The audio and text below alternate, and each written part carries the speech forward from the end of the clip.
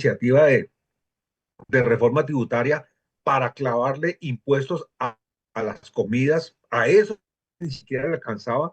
Eso, digamos que son elementos que activan la decisión de sectores populares a ir a esa convocatoria sindical de las centrales sindicales. Entonces, el 28 se convoca como una jornada de protesta y de paro frente a esos asuntos y rezagos que venían en la pospandemia. Entonces, eh, ese estallido que se genera, eh, que le da, que transforma, que trastoca, que es disruptivo de una convocatoria, un paro tradicional que hemos tenido en los últimos años. Después del año 1977 no ha habido un paro contundente en este país, una movilización que confronte al sistema de tal manera. El histórico era el del 77 y bueno, otras jornadas menores después del 77, pero esta convocatoria, un paro, tiene esos antecedentes y rebasa. Es una protesta disruptiva de lo tradicional, rompe con una jornada de protesta que termina con una marcha, con unos enfrentamientos y sigue de largo. Lo jodido es que el 28 la jornada se hizo y para las centrales sindicales hasta ahí era, pero para la gente en la calle no, sobre todo para los jóvenes, para esos muchachos que terminan convirtiendo en primera línea, que no llegaron con el propósito de ser primero, pero que espontáneamente sí entienden que es un mecanismo válido para una explosión social. Y entonces sigue el 29 y sigue el 30. O sea, la protesta que es disruptiva a partir de la convocatoria sindical se, se sale de las lógicas sindicales, tanto, y esto lo tengo que decir de manera con vergüenza ajena a Alex, Dicter, Edinson y todos los que nos están viendo y escuchando, me toca decirlo con vergüenza ajena.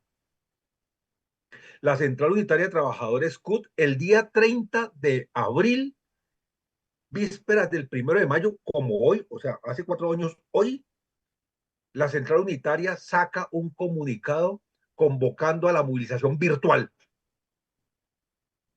porque muchas ciudades de este país estaban estalladas, principalmente Cali. Y eso es una vergüenza que la CUDA haya hecho eso.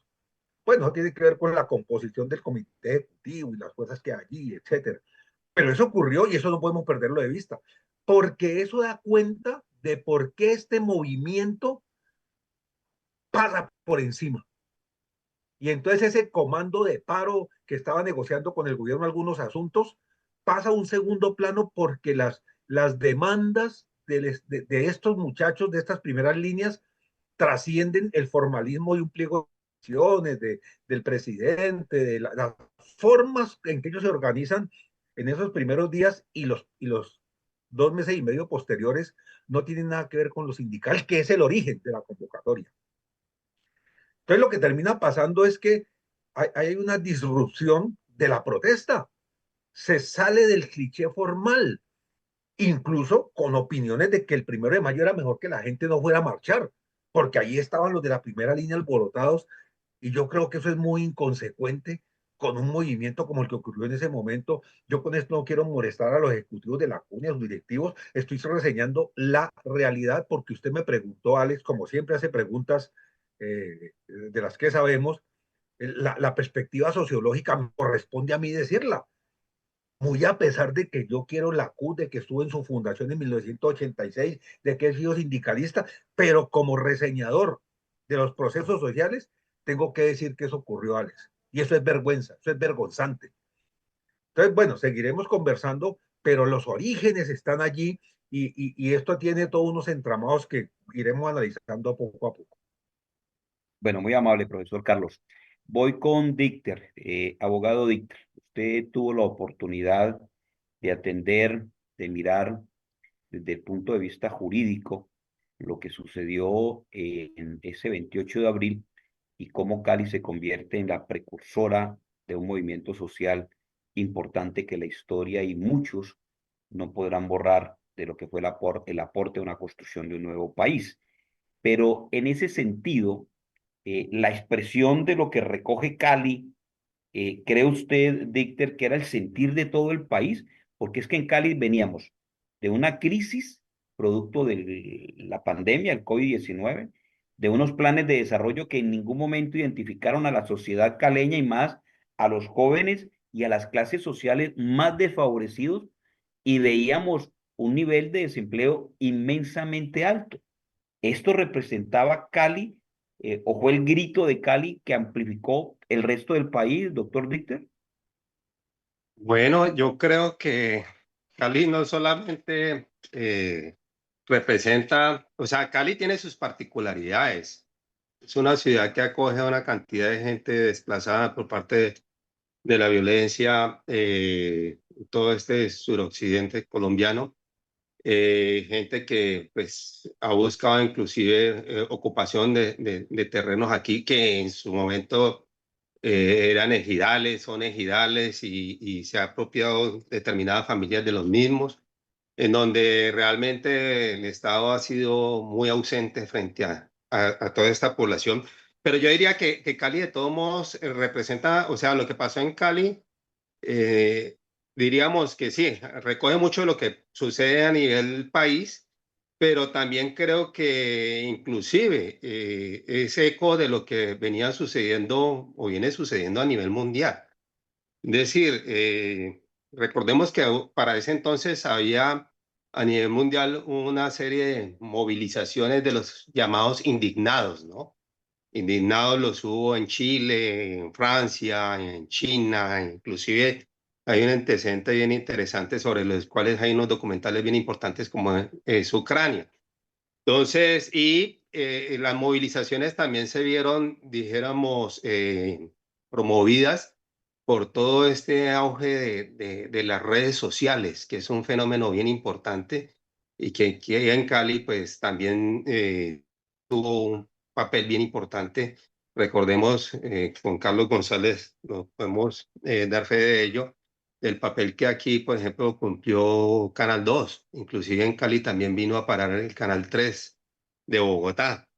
O sea, y obviamente, pues está en el antecedente del 21N del 2019, todo lo que están diciendo pues del tema de la pandemia y cómo se aprovechó la pandemia por parte del gobierno del presidente Duque para, por un lado, endeudarnos de una manera exorbitante en beneficio del sector financiero y de las grandes empresas, y realmente esos dineros nunca se tradujeron en beneficio realmente para las familias o las personas más golpeadas, más vulnerables de la sociedad. Eh, en Cali, pues de todos modos, se ha venido haciendo un trabajo a nivel de los territorios.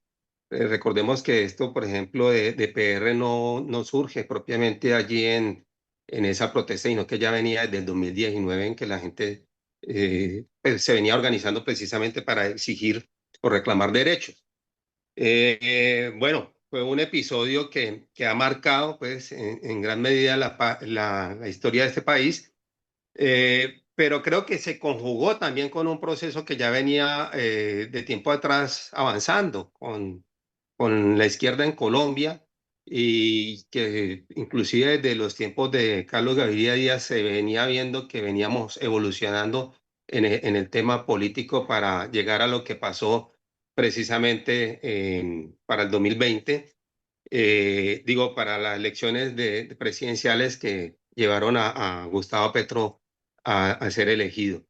Entonces, Cali efectivamente tuvo una gran incidencia frente a toda esta movilización que llevó a estos resultados, pero, insisto, este tema del estallido social no solamente movilizó a unos jóvenes, sino que inclusive nos encontramos mucha gente que de vieja data venían realizando, o sea, sus trabajos sociales y que encontraron, dijéramos, el momento propicio para contribuir desde diferentes áreas o frentes a estos fenómenos de transformación. Estamos hablando de que aquí, pues si bien estaban los muchachos de primera línea que pusieron el pecho a la fuerza pública, esos que lo que hicieron fue un acto de resistencia frente al ataque que hubo por parte del Estado, pues también aparecieron algunos llamándose de primera línea jurídica. De eso no hice parte yo, pero sí, obviamente, fui abogado y soy abogado precisamente de unos procesos que se siguen contra primera línea, resistencia, PR y representando víctimas de casos policiales. Pero también estaban también los contadores, hubo todo un trabajo en torno de las economías populares. Bueno, ahí todo el mundo se activó y concurrieron todos estos factores que estoy diciendo. Las redes sociales creo que cumplieron un papel muy importante para que todo esto se diera. Gracias, doctor Dicter. Voy con el presidente de la organización sindical Sintrolcol, subdirectiva Universidad del Valle.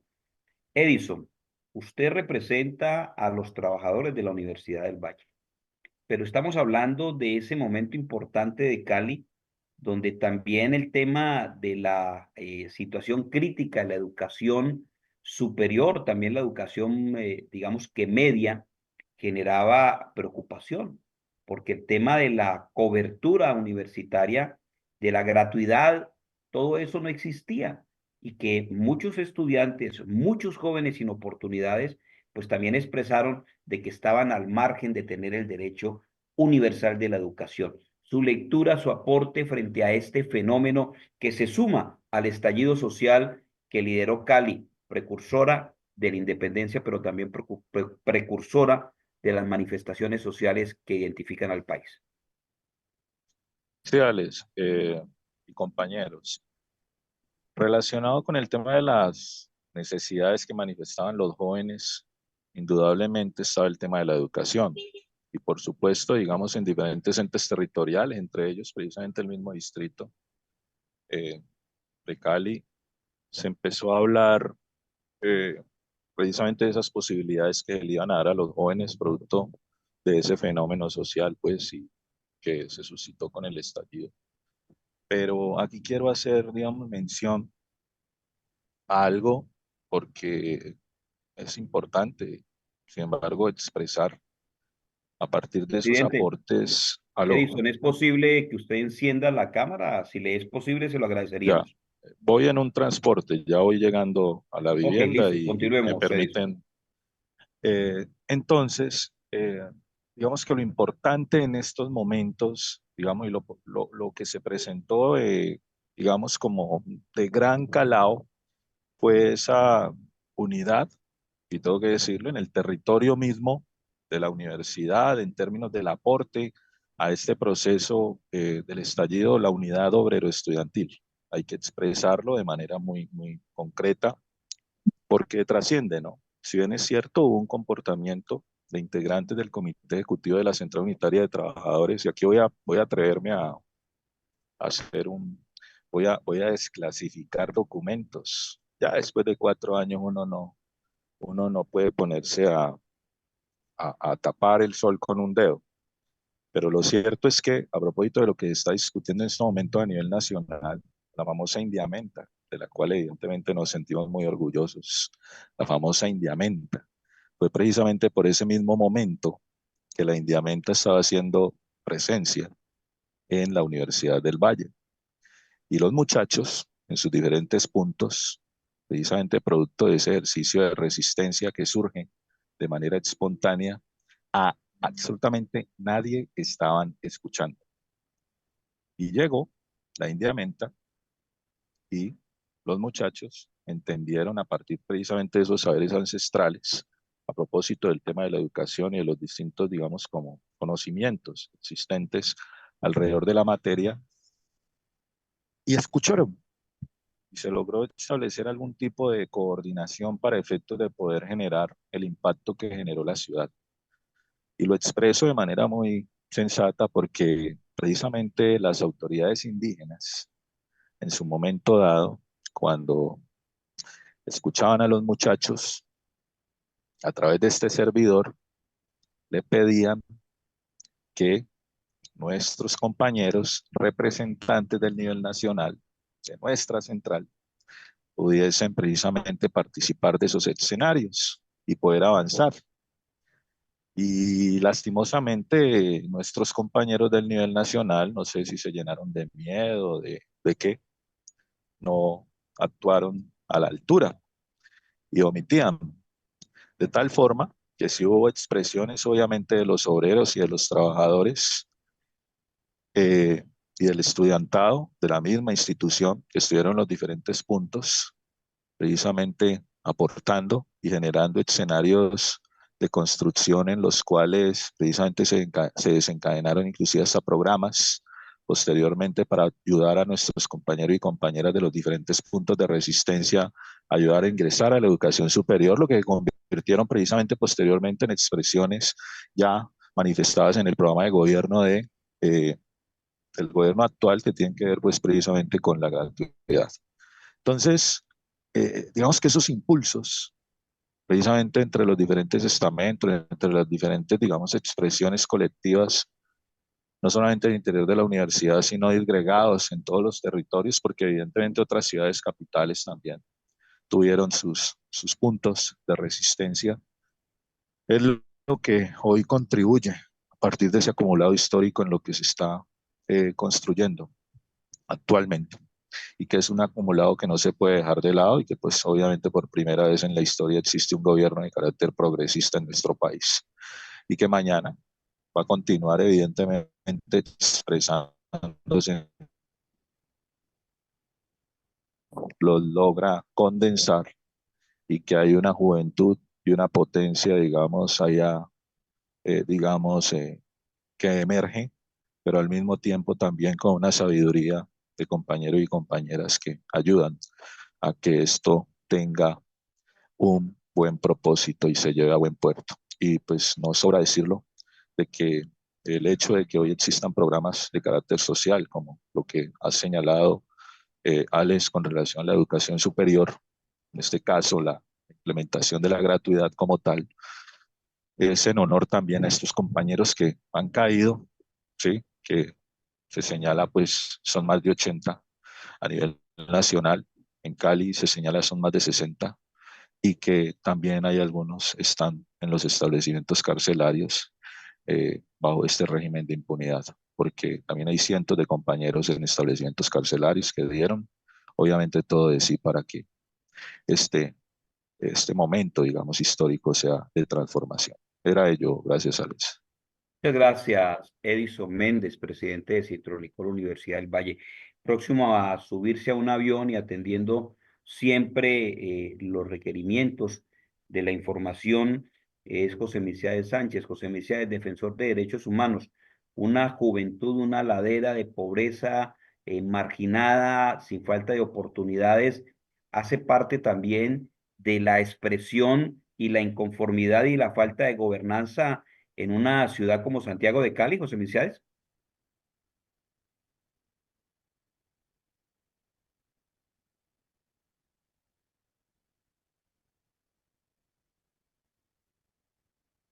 José,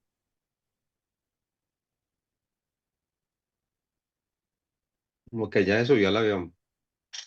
José Misiades, bueno, José Misiades como que ya está en el avión, ya subió. Bueno, le pregunto, Carlos, la suma de todos estos fenómenos demostraron la falta de gobernanza, del el manejo de una ciudad que empezaba a trabajar o que siempre ha trabajado en beneficio de las élites. Era parte de esa manifestación, sumándola a lo que estábamos viviendo, Carlos.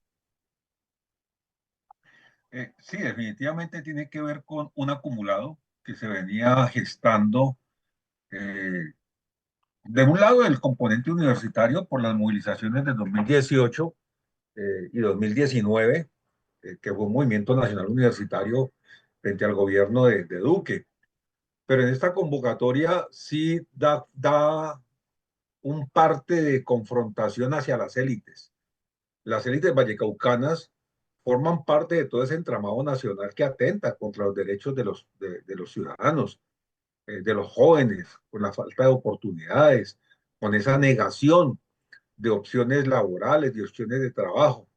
Entonces sí fue una oportunidad de confrontar definitivamente a los regímenes en Colombia, pero en caso particular, en el caso de Cali, muy fuerte, ¿no? Una cosa muy fuerte cuando me pregunta, ¿y por qué Cali? O sea, ¿por qué no Manizales? ¿Por qué no Medellín? ¿Por qué no Bogotá? De las dimensiones que hubo en Cali. Siendo que son fenómenos muy similares en estas juventudes. Y entonces ahí el análisis se pone interesante porque, bueno, ¿qué es lo que ocurre en Cali? Que ocurre en otras ciudades, pero que la manifestación se hace de tal manera tan contundente en Cali, ¿sí? Y tiene que ver seguramente con ese espíritu rebelde que ha caracterizado a la región históricamente, y también porque en el último periodo por Cali atraviesa las mayores expresiones de rebelión que se han dado en Colombia en las últimas décadas. Hablo de la minga indígena. La minga indígena que desde el siglo pasado, finalizando el siglo pasado, hizo sus manifestaciones pasando por Cali, también por las experiencias de Sintra en Cali, como ejemplos de rebelión, o los muchachos del SENA, son elementos que van forjando un imaginario y que luego se van dando un acumulado. Y yo creo que eso es muy importante. En el 2008 vuelve la minga indígena, se concentra en predios de la Universidad del Valle, le abrimos las puertas a partir de la organización sindical y de los estudiantes y de todos los movimientos. Entonces, yo sí creo que ahí se va generando todo un caldo de cultivo, dicho en un buen término, el sentido de la palabra, que va ubicando por qué Cali, porque es que Cali está en el occidente colombiano y el occidente colombiano sí ha sido testigo de grandes movilizaciones en las dos últimas décadas en este país. Entonces es un continuo y sí, la respuesta es sí, Alex. Sí es una confrontación a las élites, sí es una confrontación a los poderes vallecaucanos que se concentran en Cali, pero recuerden que hubo expresiones en Palmira, en Buga, en Tuluá, unas muy dramáticas en Tuluá, en Cartago, el Valle del Cauca sí se sacude. Y yo sí creo que este es un mensaje fuerte a estas élites que entendieron, porque finalmente también hay unos procesos, quitémosle pues las juicios de valor, donde empresariado entiende que a los jóvenes hay que atenderlos. Y a partir del estallido sí se generan algunas cosas, si se fue cooptación o si fue por interés personal, lo que sea, pero ese empresariado sí empieza a mirar y sí empieza a darse algunas transformaciones mucho menores, por supuesto, tal vez tratando de contener esa alternativa que ya estaba en la mira a corto plazo, que era un gobierno alternativo en Gustavo Petro. Las élites de ahí supieron jugar, pero finalmente eh, hay que decir, esa confrontación con el establecimiento eh, termina siendo una de las razones, y muy poderosas, para que Gustavo Petro sea presidente. Es decir, yo sí creo que Gustavo Petro le debe buena parte de esa presidencia al estallido social, y en particular a toda la fuerza que se le puso aquí en Cali y a toda la contundencia de la confrontación con las élites políticas y económicas de la región y por supuesto de todo el país.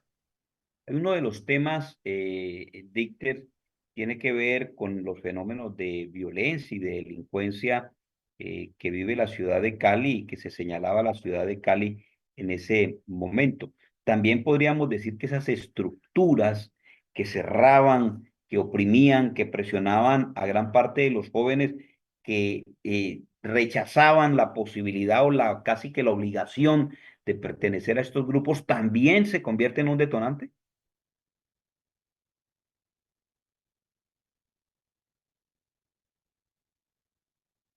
Dicter. Bueno, sí, no, ya no tenía activado el micrófono.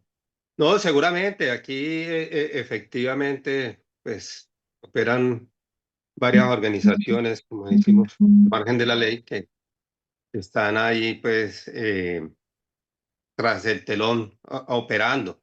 Pero recordemos aquí que una de las cosas que quedó develada precisamente con esto el estallido social fue la operación de eso que nosotros llamamos el paramilitarismo urbano, ¿no? Que inclusive hoy pues tiene su mayor representación ahorita en el poder el señor Andrés Rafael Escobar, que inclusive ayer, Consejo de Cali. del Consejo de Cali, sí, que inclusive ayer también brindó otro espectáculo propio de este tipo de gentes en un acto en la Comuna 20.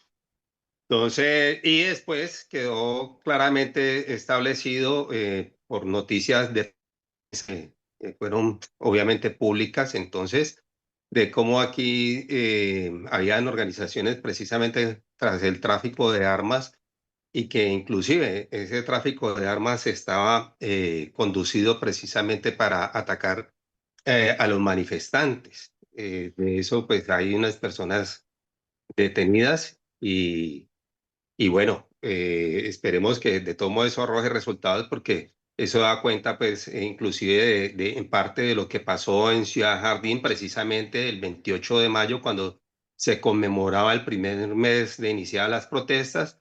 Recuerden que se presentó ese hecho, pues, allá en la entrada de Ciudad Jardín, donde muchos civiles, inclusive ahí estaba presente, porque como defensor de derechos humanos estamos acompañando, pues, obviamente todas estas manifestaciones y muchos civiles estaban pues armados, mientras que los policías estaban, dijéramos, acompañándolos.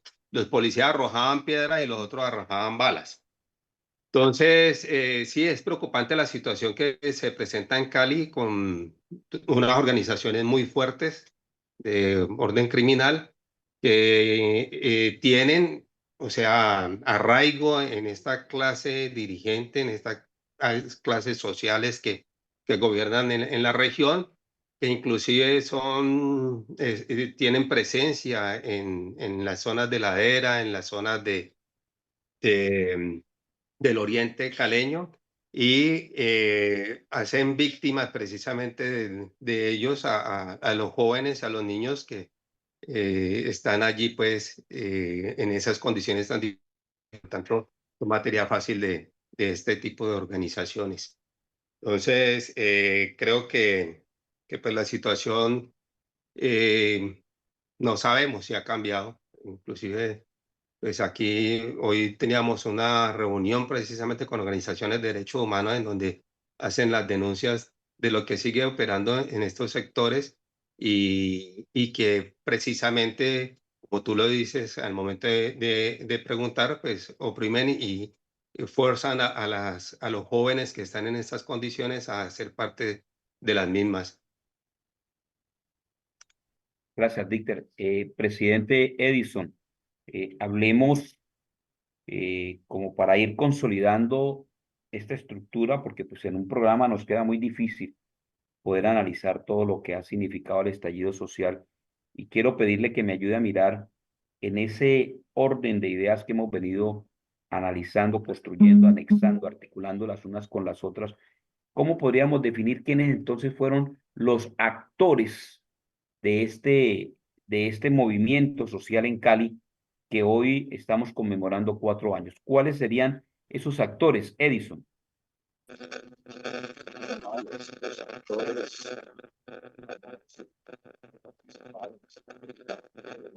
No se escucha, Edison, no se escucha. Tenemos dificultades, Edison, con su internet, con su sonido. Edison, Mis compañeros, ¿me escuchan? Ahora ahí sí. lo escuchamos mejor, gracias. Bueno, los actores, evidentemente, que actuaron de manera preponderante en este estallido social, pues no podemos dejar de nombrar a la juventud caleña.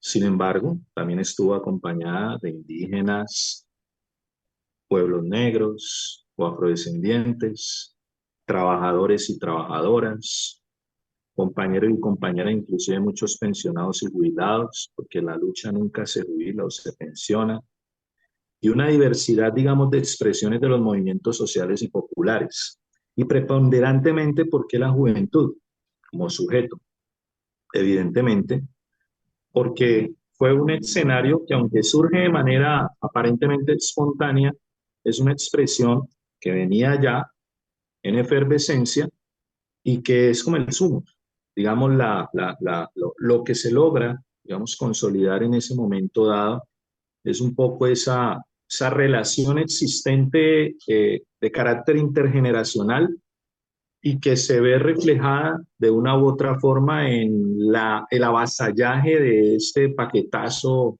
de reformas del modelo neoliberal, que muy pedagógicamente, precisamente a través de las nuevas tecnologías y de las redes y de todos estos mecanismos a través de la comunicación alternativa o comunicación popular, logró de una u otra forma impactar en la sociedad. Entonces, ello lo expreso porque digamos que a veces se intenta generar una falsa, digamos, disyuntiva en términos de un conflicto intergeneracional y de observar de que, por ejemplo, el estallido social fue un escenario donde única y exclusivamente participó un actor. Y no podemos caer en esa falsa disyuntiva porque de una u otra forma estamos siendo presa útil de lo que quiere el modelo, que es fragmentarnos. Y por eso, digamos, en términos de actores, porque de una u otra forma estamos enmarcados dentro de una lucha de clases, es una concepción también ideológica y política, en particular el actor que se vio reflejado en ese escenario del estallido social es la clase obrera. La clase obrera reflejada, clase popular, reflejada en diferentes expresiones donde los jóvenes de una u otra forma ejercieron ese liderazgo y un liderazgo bien particular a propósito del ejercicio también de construcción popular. Fue un ejercicio donde no existían, y hay que decirlo de manera muy sensata también, esos típicos liderazgos de carácter vertical, sino que se rompió con ese modelo tradicional y esa, digamos, formación que se le puede denominar multicéfala o con distintos liderazgos o de liderazgos colectivos, fue lo que impidió también de que estas estructuras militares y paramilitares intentaran desvertebrarlas. Es un tema, digamos, bien complejo, pero hace parte precisamente también del análisis sobre el impacto que tuvo el estallido social y por qué logró subsistir frente a todos estos ataques de la derecha y extrema derecha, que por supuesto no van a querer que generen grandes transformaciones. Entonces quería, digamos, como expresar esos conceptos para efectos de poder tener, digamos, como esa mayor claridad sobre enmarcados en qué estamos, sobre la discusión y las tensiones ideológicas y políticas que subsisten, que emergen en este caso en estas movilizaciones y que de una u otra forma reflejan lo que Marx ha señalado como lucha de clases, que se traduce históricamente durante las distintas épocas. Bueno, durante el estallido social fueron muchos los agresiones por parte de la fuerza pública. Allí también las expresiones de ese paramilitarismo urbano y expresiones de manera directa, hoy apoyadas y digamos que revestidas de un velo político, como es el caso del concejal Andrés Escobar, que hoy sigue actuando de la manera como lo hace. Pero allí vemos unas expresiones de la fuerza pública, de la falta de gobernabilidad, ¿no es cierto?, por parte de la ciudad, y la única expresión fue contrarrestar con violencia a los manifestantes, a los jóvenes, los muertos, los asesinados, los desaparecidos, los más de 80 que perdieron sus ojos en esta movilización, en ese sentir, en la suma de ideas que el expreso Dichter. ¿Qué encontramos entonces como respuesta a las expresiones de inconformidad de una población que por muchos años fue abandonada por el Estado nacional, fue abandonada por los gobernantes departamentales, locales, por las mismas expresiones y el control de la politiquería? Cuéntenos un poco más de ese tema, Dichter. Ven, Alex, o sea, yo creo que aquí tratas un tema que es importante y que quisiera pues de pronto abordarlo de la siguiente manera. O sea, yo creo que en otras cosas el estallido social dejó develado un sistema de justicia realmente de bolsillo de unos determinados sectores de la sociedad o de determinado sector de la sociedad. quiero decir, o sea, quería hacer énfasis en esto porque, pues, como ya lo dije, hago parte de las defensas que se han hecho a algunas más llamadas organizaciones criminales primera línea Chimirresistencia, primera línea PR. Lo que se evidenció aquí, o se está evidenciando a estas alturas de los procesos, es que hubo todo un montaje establecido desde la Fiscalía General de la Nación en cabeza del señor Barbosa, obviamente operando con la policía, que era precisamente con el que tenía la confrontación los manifestantes, los puntos de resistencia, y hicieron todo un montaje que, por ejemplo, en el caso de PR, les colocaron, inicialmente les imputaron como 9 delitos. Eso los llevó a ellos a estar en prisión casi por un año. Y en este momentico, el proceso de ellos ha quedado reducido solamente a un caso de secuestro, un cuestionado secuestro, que yo creo, obviamente eso no va a avanzar. Y lo mismo ha pasado en parte con el de Chimirresistencia. Y por el otro lado tenemos el caso de las víctimas de los abusos de la policía, procesos que no avanzan, igual que sucede como en el caso del señor Andrés Rafael, lo digo con el segundo nombre para no confundirlo con otro personaje. Y ahí queda en evidencia, pues, cómo este sistema judicial realmente no opera como tiene que ser, y es más, se presta precisamente para todo este tipo de entramados. Entonces, eso pues se ha venido en cierta manera corrigiendo, por fortuna, estos cambios o este cambio de gobierno que implica de todos modos generar instancias más, dijéramos, imparciales para designar algunos cargos que tienen que ver con eso, pues ha llevado a que la cosa de pronto se corrija. Pero yo sí quería, desde el punto de vista de lo que manejo, que es el tema jurídico y judicial, dejar de presente esta situación. Cómo estas clases, de todos modos, esta clase hegemónica pone a su merced y a su disposición a la justicia, y eso apenas es lo que podemos evidenciar a partir de estos hechos, pero la cosa es mucho más grande de lo que uno podría pensar. Entonces, pues sí quería dejar esto aquí planteado porque es bueno que la opinión pública lo sepa, porque así mismo como están operando en esto, realmente los perfilamientos tal parece que se siguen manejando con otro tipo de manifestaciones. Por ejemplo, lo que yo les decía con el tema de las movilizaciones en torno de la tierra, el territorio y la vivienda digna, en donde, por ejemplo, en Cali eso genera una confrontación bien brava porque tenemos a un alcalde que representa a los terratenientes que defienden la banca, el sector financiero, la gran industria, los cultivos extensivos.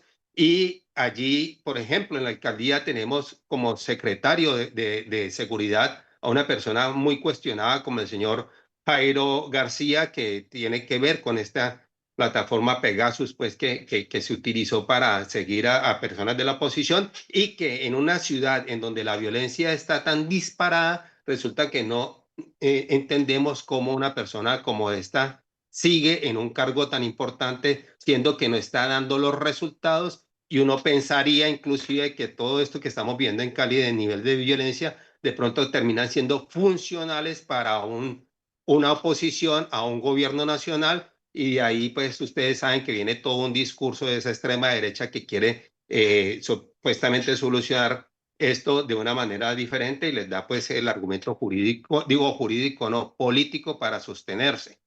Entonces Cali está en una situación bien compleja por esto, por los gobernantes que tenemos y la forma en que están trabajando.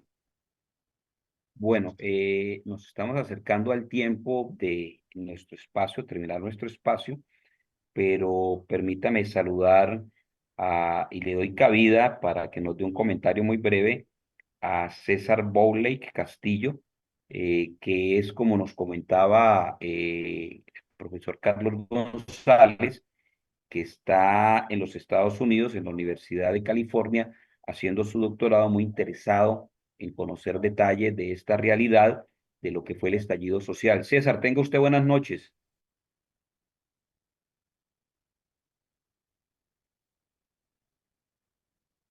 César, buenas noches.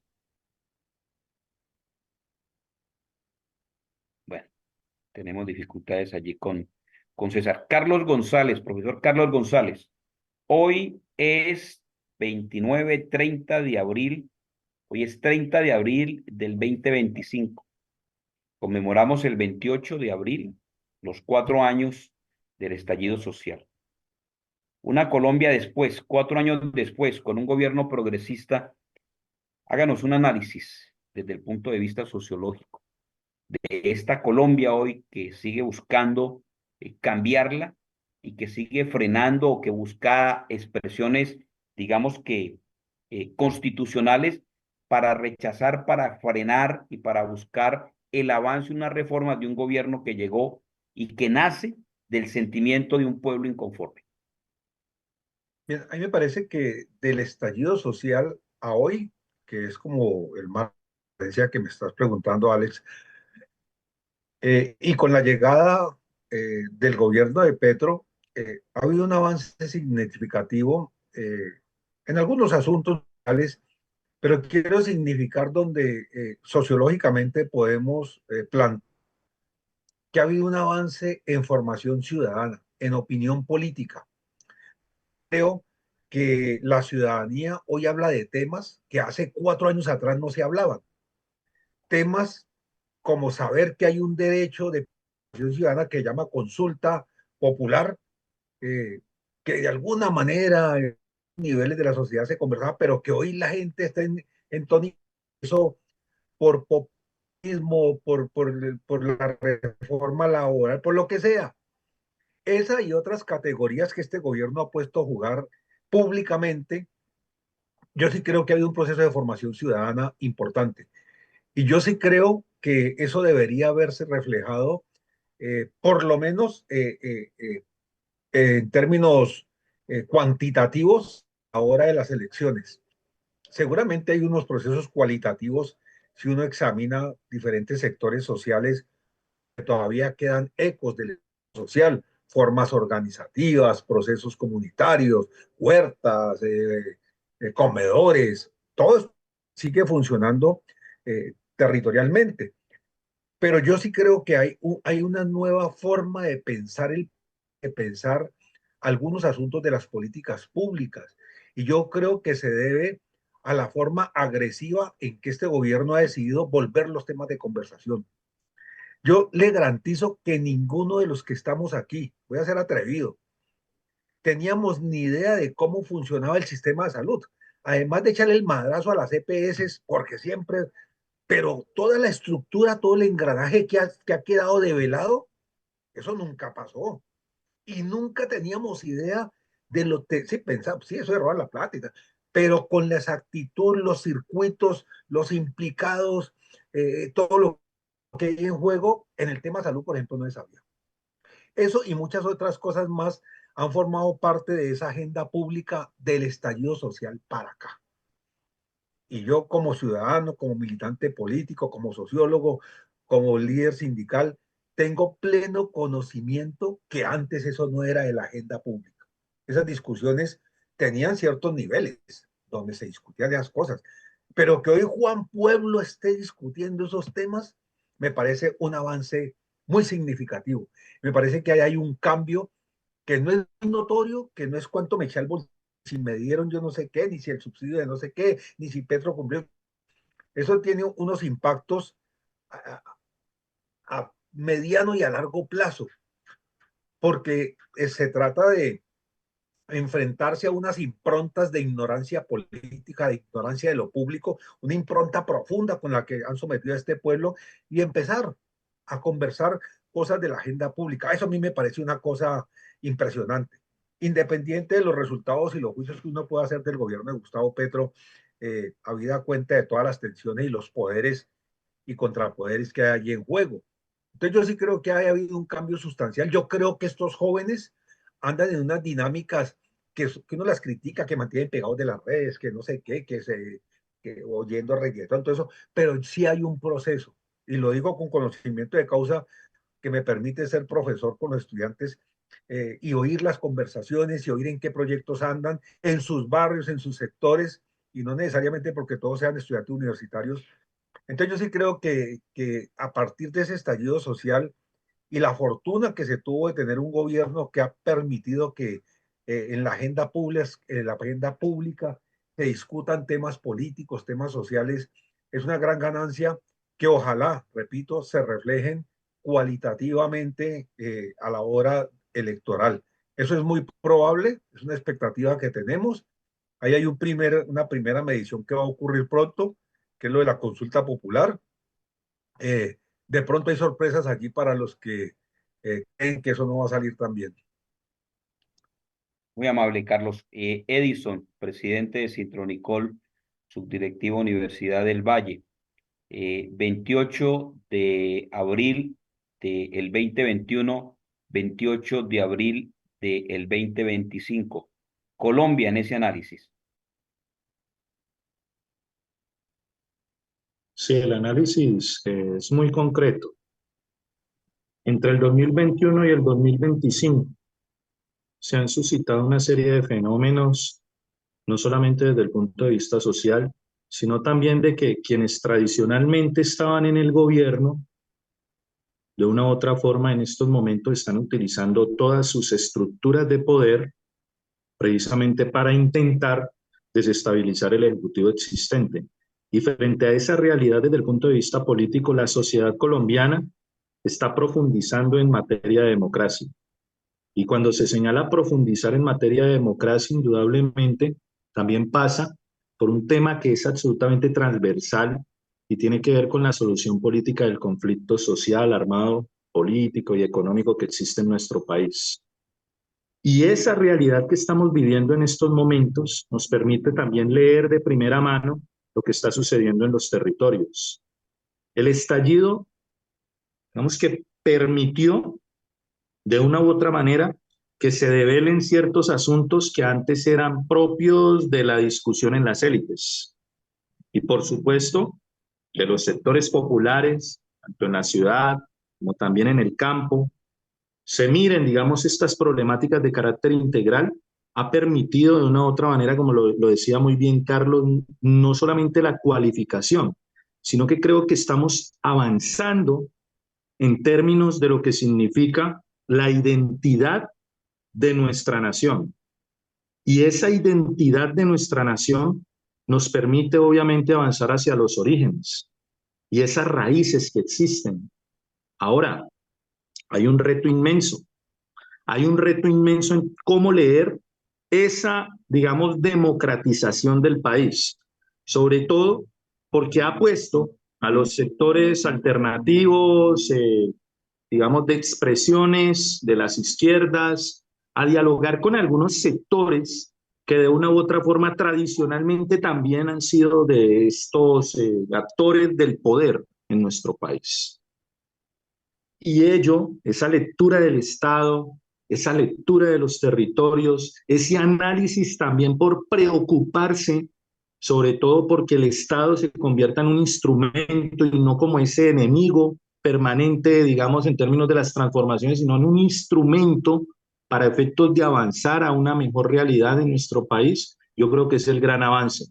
Ahora, como lo señalaba en un momento, hay retos. El presidente Gustavo Petro, el 10 de mayo del 2024, precisamente en uno de sus periplos en los territorios, se comprometió en la constitución de una comisión de la verdad, precisamente para atender este fenómeno, esta situación del estallido social, para que exista verdad, para que exista justicia, para que existan precisamente elementos, garantías de no repetición y, por supuesto, para que exista todo ese andamiaje existente en términos de la reparación integral.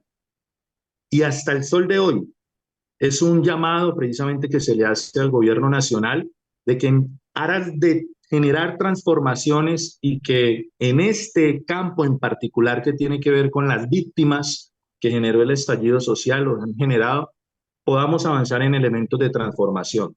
Entonces, hay avances en unas cosas, hay retos en otras, pero no podemos caer en el juego porque es un círculo vicioso y ese es, digamos, como también el momento que estamos viviendo, porque vamos a transitar hacia un escenario de carácter electoral que si no somos sabios, conocedores del asunto, podemos caer en la lógica maquiavélica de fragmentación, de división, y no podamos transformar este territorio que significa Colombia y lastimosamente de pronto lleguemos a un escenario de carácter fascista como está sucediendo en otras naciones. Y ahí el papel de la juventud es fundamental, porque lo que está sucediendo precisamente en estas otras naciones, donde el fascismo ha llegado al poder ejecutivo, es producto precisamente de esa situación en las cuales la juventud, a partir de pronto de una lectura errada, además de ese desconcierto con algunos gobiernos progresistas en otros territorios,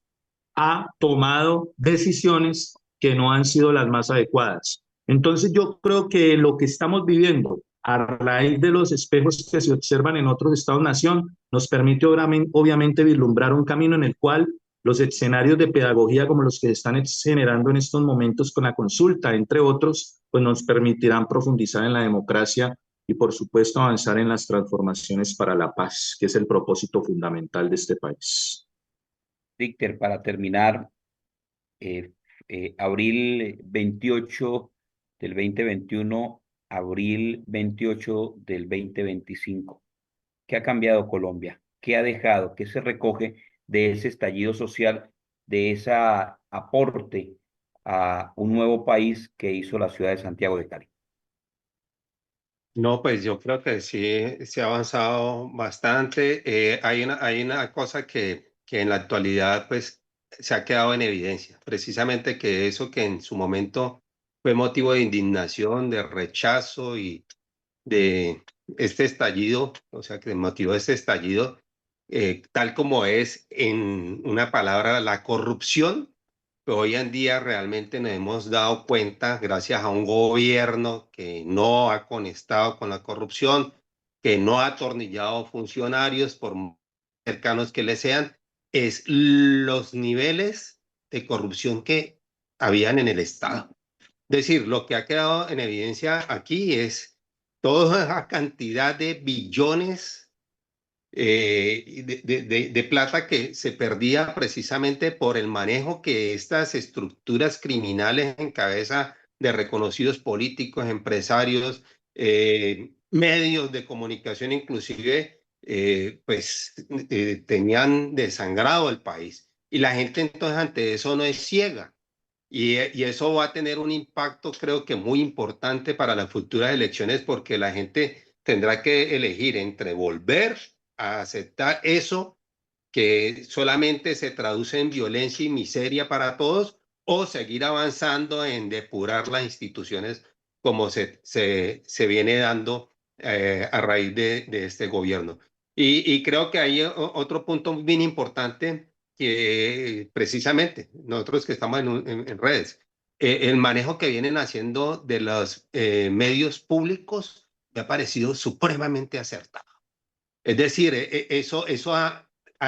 le está llegando a casi todo el país entonces se entera de lo que está sucediendo, pero también le están llegando con arte, con cultura, con documentales, con una información que gobiernos anteriores nunca suministraron a esta comunidad. O sea, estamos formando ciudadanos, estamos reconociéndonos a través de esos medios y eso también va a tener una incidencia muy importante de aquí en adelante. Creo que esos dos aspectos han sido fundamentales y si se siguen en esa línea, pues realmente el país va a seguir avanzando, va a seguir transformándose y no le vamos a entregar nuevamente el poder a todos estos corruptos que siempre han dominado en Colombia. Muchas gracias a Dicter, a nuestros invitados por haber participado en este ejercicio de comunicación alternativa. Creo, señores invitados, panelistas, que una expresión y un ejercicio de lo que es este país es hoy este tipo de medios de comunicación que tienen la oportunidad de poder, tenemos la oportunidad hoy de dialogar, analizar sin ser estigmatizados, señalados y tal vez amenazados. Creo que hoy da una apertura al diálogo, al análisis serio y respetuoso, pero que no es de señalamiento ni de amenazas como en otros momentos. Creo que el país ha cambiado y creo que hay oportunidades para seguir cambiando. Cali, precursor de este estallido social, de un movimiento nacido un 28 de abril del 2021, que hoy sigue sumando, rodando y construyendo cambios en este país y acompañando un gobierno tan participativo, tan democrático como el gobierno que tenemos en este momento, y una mayor expresión de todos aquellos que creen que el cambio es posible y que hay que seguir dando grandes batallas. Pues es la invitación para que mañana todos juntos nos podamos encontrar para movilizarnos este 1 de mayo y poder decirle sí a una consulta popular que, mientras algunos esperaban que fuera la suma de muchas preguntas, pues se centró a lo que era lo esencial, que era rescatar los derechos perdidos de los trabajadores arrebatados en el gobierno de Álvaro Uribe Vélez. Muchas gracias, Dícter, muy amable. Buenas noches. Gracias a ustedes. Que tengan buena noche. Profesor Carlos González, muy amable. Mucho gusto, Alex. Un cordial saludo nuevamente. Buena noche. Y mañana a colmar las calles de Cali en un día que, a propósito de esta despedida, permítame dejarle una pulga en la oreja a mis compañeros y compañeras sindicalistas. La realidad del siglo XXI y de esto que conversamos hoy viene mostrando ya hace un par de años que no es el Día del Trabajador, ni siquiera el Día del Trabajo, porque vienen participando muchos que no tienen trabajo, muchos que no son trabajadores, y el 1 de mayo se ha convertido en la presencia de muchos movimientos sociales y casi que en desmedro del movimiento sindical y laboral. Eso hay que reconocerlo que es así. Entonces, más que el Día del Trabajo, que el Día del Trabajador, es el día de, de de la clase proletaria, de los que no estamos en las élites del poder ni en las élites económicas. Entonces, mañana a colmar las calles de Cali de todas las movimientos sociales alternativos, de confrontación, en fin. En todo caso, una buena noche para todos. Muchas gracias por su invitación, Alex. Muy amable, profesor Carlos. Para el cierre, un ataque informático ha afectado en los últimos minutos a la radio y televisión de Colombia. Lo que hablábamos, el objetivo de un medio que hoy, desde la extrema derecha, dice que hay que empezar a acabar, que hay que empezar de cercenar, pero para ellos eso no es cercenar la opinión pública. Muchas gracias, Edison, muy amable. Muchas gracias, Alex, Dícter, Carlos, a los compañeros que están en la mesa, obviamente en la producción, y por supuesto a toda la teleaudiencia. Y mañana, y nos vamos a seguir viendo en las calles para inundarlas con movilización que generen transformación. Nos vemos mañana. Llueva, trueno, relampaguee en la calle mañana. El Sistema Informativo Sindical de Colombia, el SIS, Sistema Informativo de Sintronicol, articulará varias subdirectivas del país en su transmisión a partir de las 10 de la mañana. Muy amable, Joseph, a usted su colaboración siempre atenta y oportuna, y a nuestras audiencias muchas gracias. Buenas noches. Buenas noches. Hasta luego. Invitan a que participemos mañana, 1 de mayo de 2025, a la gran marcha, a la movilización por los respetos de los derechos laborales y las reformas constitucionales. Así que estaremos el día 1 de mayo marchando. Sintronicol presente.